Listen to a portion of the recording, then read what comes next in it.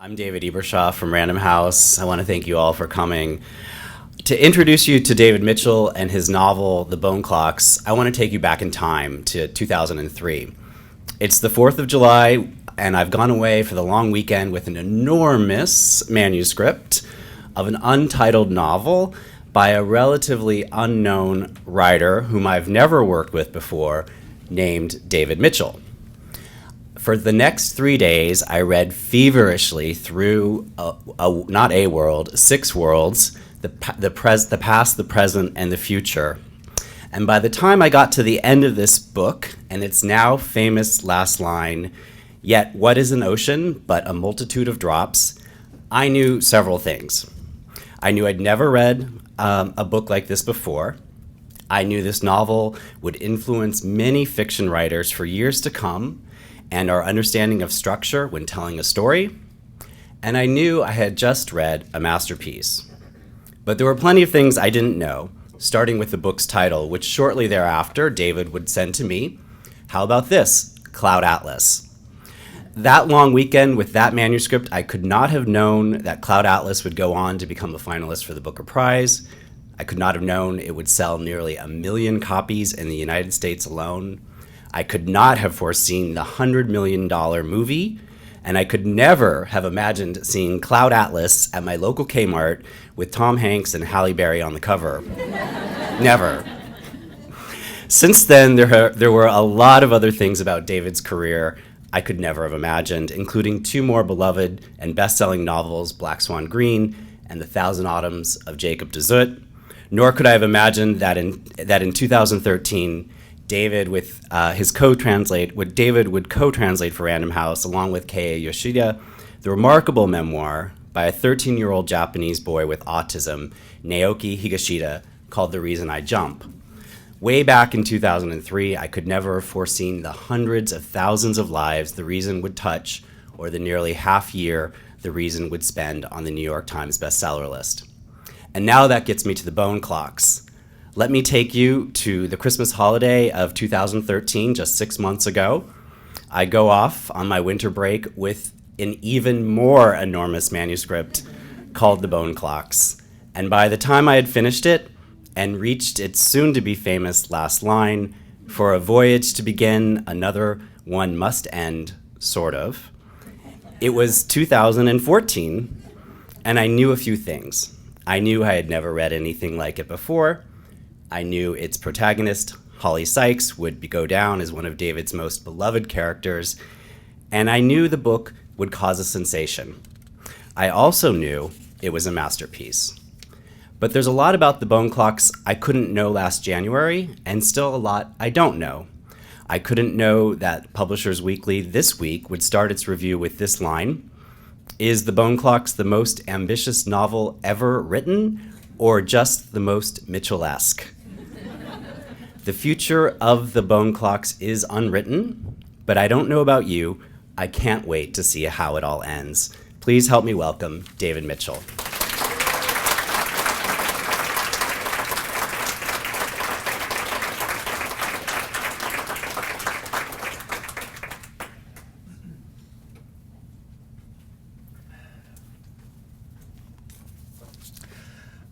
Wow. Gosh, thank you very much, David, and good morning to you all. I'm going to be in trouble when I go back to the airport because my head will be so heavy that I'll blow my excess baggage allowance, and I'm going to have to pay about $3,000 just to get out of the country after that. But really, thank you very much. I'm not sure how much I want to thank the other writers, my colleagues, for their fabulous presentations. Jill's just made me feel like a sort of an intellectual hobbit, and not Frodo or Sam, one of the sort of real lesser ones who never even leave the Shire. Marie-Helene's wonderful presentation just sort of made me feel really, really old. And rheumatic and arthritic. Amy's made me feel as if I'd just left just flunked, actually, the writing 1 point nothing class. And Merit just made me feel in awe of her intellectual honesty and just her honesty, and it made me want to aspire to be the same. Merit also really killed the early morning jokes, and I did have a few rather good ones, but after she pointed out it's too late to say them, they are really dead. So, as David said, good morning, and I'm David Mitchell, British novelist, probably tell by the accent, and I'm very, very proud to be the author of a novel, The Bone Clocks, to be published by Random House, which is a very class act. The publisher, not my novel, this September. And I guess being the last author up this morning makes me the sort of after breakfast mint. As you can already see, I'm no natural at public speaking, so excuse me if I occasionally glance down at my very subtle auto cue here. This is my very first Book Expo America, even though, as David graciously pointed out, I've been around the block a few times. And the next thing was an early morning joke, so that's gone. Oh, what the hell. This is the first time since a ghastly fortnight as a paperboy that I've done anything resembling work at such a ridiculous hour. My wife would agree I'm no morning person or afternoon person or evening person, definitely not a night person. So what kind of person am I? In fact, this is pretty much, I was thinking, this is pretty much the first time I've ever made any kind of a formal, semi-formal presentation of a book I've written, which I guess we could call a pitch. Normally I just sort of garble a sort of stream of consciousness onslaught until the room's either empty or everyone who remains is asleep. So it's probably best for everybody that I am at least half scripted.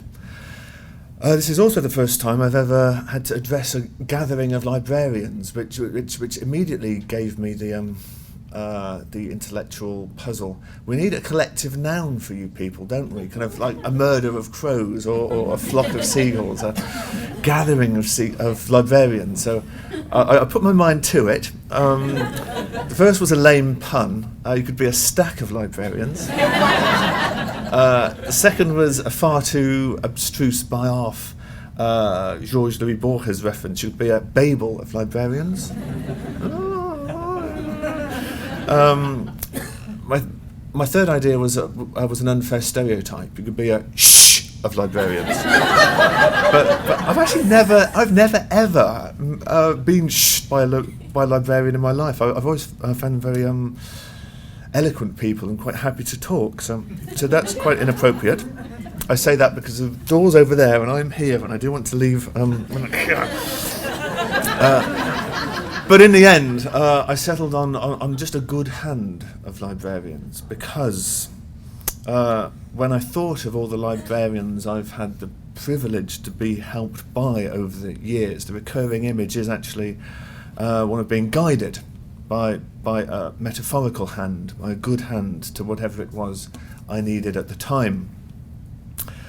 Then I thought about these times. First time, my first library memory, and that's probably one of my earliest memories of all, left in a library, not for quite as exotic reasons as Amy's, but I got lost in the town of Ainsdale in Lancashire where I was born, and I wandered into a library, which already sounds like a made-up story, or maybe it's one of these false memories. But it honestly goes like this, to the best of my knowledge. I went in. There was a wooden parqueted floor, and a librarian gave me a copy, kind of an old board copy of A Very Hungry Caterpillar. You know, the one with the holes in and the caterpillar who eats all these highly improbable insect foods like lollipops and chocolate cakes, and of course turns into a butterfly.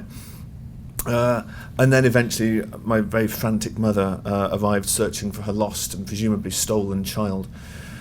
And there I was. And in a way I had been stolen, I suppose, but not by the dark figure of her imagination, but just by books and just the fascination. And that's great because you can put your fingers through that book as well, that little hole thing. And then later in Malvern in Worcestershire, which is sort of in the middle of England near Wales. That's not going to help, is it? Here. And it was a librarian there who first guided me to the far, far away and yet at your fingertips worlds of Ursula Le Guin's Earthsea and Isaac Asimov's Foundation books, because I was a boy and she thought science fiction and it was a good match in the end. Which is also ridiculous because Ursula Le Guin's written the two finest science fiction novels, The Dispossessed and The Left Hand of Darkness, but I digress. That librarian Malvern, she guided me to the books that sort of just really made me ache to do what other people, to do what the authors had just done to me. And if books, as Amy says, has many seeds, I think sort of the beginning moments of, I really want to be a writer, that's what I want to do. They also have a number of seeds, and this was certainly one. And as a university student, it was librarians who guided me to books both on my subject and books off it, including a really fascinating one I can still remember, about a princess called Sunlay, and she'd been given some sort of amnesia by a jealous enchanter. It was really amazing. I hope that author got the copyright money, because she certainly deserved it. Can't remember its name, unfortunately, but I wish I could tell you the librarians' names, but they've just been friendly faces and good hands all down the decades. So onto the bone clocks. I kind of like to give you 4 key points that you can take away after my 8.5 minute presentation, but it's sort of not really that kind of book. So if you don't mind, I'll just give you a sort of more general impression. It is, as David said, a big thumping beast of a thing. It's each time I tell my wife, look, I'm sorry about last time, I'm sorry about the neglect of God knows how many types, but next time I'll write a really slim book. Don't worry, I'll be in charge of it. It won't swallow me up like the last one. And she just goes, right. The 6 parts track the life of its protagonist, Holly Sykes, who's a punkette in 1980s edge of London grungy suburb called Gravesend, which is one of the best chosen town names ever. It's Gravesend. Through to a cocktail. I've actually got waitress here, so to a cocktail server in a Swiss. Sorry, there's something more pejorative than waitress. Surely it's cocktail waitress. Oh my God, no. The PC asleep. The PC police were sleeping when that word was coined. To a Swiss ski resort in the 1990s. To a mother of a young daughter and a wife of a war correspondent around the time of the occupation of Iraq, to a widow, which is a spoiler, and a reluctant writer of a sort of psychic memoir in the present decade, where I got to have a lot of fun spoofing people like me, actually. That section's sort of set here, there and everywhere, at literary festivals and events rather like this one. Through to a sort of mature, semi-retired, cancer-surviving grandmother in the 2040s in the west of Ireland. And let's do this to myself. If that wasn't giving myself enough work, then Holly's life is kind of erupted into by an ongoing, many decades old murderous feud between 2 circles of pseudo-immortals, one of which is more or less benign and the other of which is decidedly predatory, and no mumbling, he's rewritten Twilight in the back, because I could hear you. Shh! Silence in the library. Holly starts off being a sort of an occasional vassal in this feud, but ends up being its decisive weapon. I hope the book works. I really hope it works. Sort of combining this sort of aspiring writers in the audience. Don't put David Lynch and Mike Leigh in the same book, because it's really hard. have them blow up on you. I hope it's transporting and moving and engrossing and witty and sad and prescient and well written, and I hope it's got these qualities that my favourite novels have, and I hope it's a thing you can inhabit rather than something you read, as the great books do. But of course, maybe the other writers can sympathise with this. I have no idea if it achieves these things or not. I should tell my publicist at the back not to worry. I won't be saying this to any journalist, but we're with librarians, so it's safe. I have no idea. I never do until about 4 or 5 years after they're published. It's odd, that, isn't it? You just don't know. I think it's something to do with the same reason you can't tickle yourself successfully, you are immune to your own tricks, don't you find? Mary Helene talked about joy earlier. You don't know if you've generated joy. You don't know if you're generating fear. You don't know if you're sort of tweaking that gland in the brain, I can't remember its name, that makes adrenaline come, or endorphins. You have no idea. You just sort of write and launch it and hope for the best, but you never know. The genesis of the book, the stem cell that it's sort of grown from, I've thought long and hard about this, and I actually think it's my midlife crisis. This is what the novel is. Sort of, some guys would buy a Maserati, or others would run for political office, or get involved in some ill-fated extramarital entanglement. But I don't have the stamina, or the money, or the ambition for any of these. Not in that order, obviously. So sort of this book, in a way, is my response to that thing that you get to when you turn 40 and it's in your future, young. But you sort of feel mortality not as this concept, this abstract that's there, but you sort of feel it in your kneecaps, and you sort of look in the mirror and you think, Dad, what are you doing in there? And sort of your ears get bigger and your gums are seen.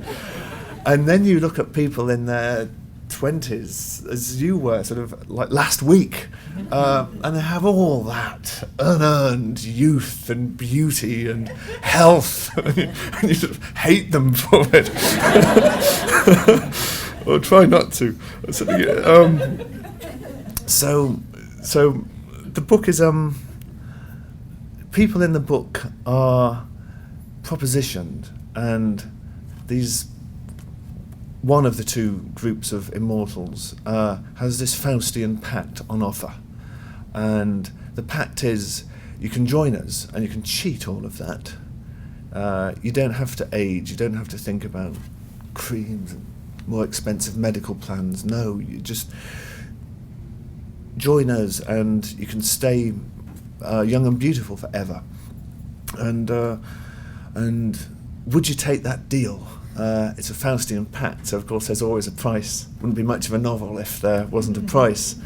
And a very small price is all you have to do is have your conscience amputated. That's all you have to do. Would you take that deal or not? Again, the other novelists may agree, but evil's really tricky in a book. You need an antagonist to match your protagonist. Sort of fiction seems to be powered by this thing about someone wants something, and either they get it or they don't, and what's in their way is usually another person who doesn't want them to have it. Fiction maybe in its most archetypal form. And so how do you motivate evil? Sort of quite quickly find yourself driving down a cul-de-sac with this one, but because the reasons are so banal. Sort of sex, money, it becomes so spoofable. It really quickly turns into Dr. Evil from the Austin Powers film. Sort of, I'm doing it because I want $1 million. You know, if you want wealth, just join a bank and steal it from the inside, or own the bank. It's really easy. But sort of, what would tempt me? What would be the apple?